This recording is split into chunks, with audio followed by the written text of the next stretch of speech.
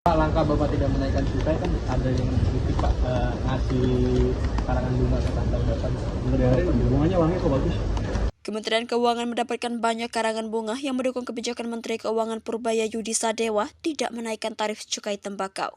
Sejak Rabu 1 Oktober 2025 kemarin, sejumlah karangan bunga yang pro dan kontra terhadap kebijakan Menku tidak menaikkan cukai rokok membanjiri gedung Kemenku di Jakarta.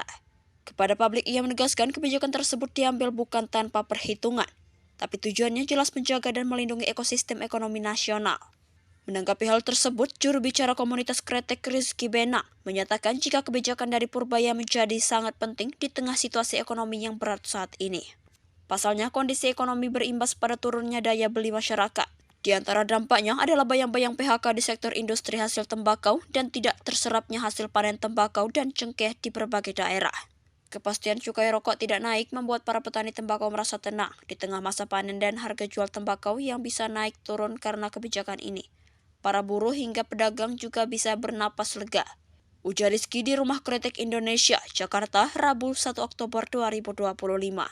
Menurutnya, dukungan melalui karangan bunga dari para petani dan buruh kretek merupakan bentuk apresiasi dan pernyataan sikap agar Purbaya tidak gentar menghadapi tekanan terkait kebijakan ini. Dengan karangan bunga ini, kami menyatakan bahwa jutaan petani dan pekerja kretek mendukung kebijakan Pak Menteri dan meminta beliau tidak gentar untuk memperbaiki perekonomian Indonesia. Jelas Rizky. Kebijakan tidak menaikkan cukai tembakau juga dinilai sebagai hal yang tepat oleh Koordinator Komite Nasional Pelestarian Kretek, Khairul Advifuddin.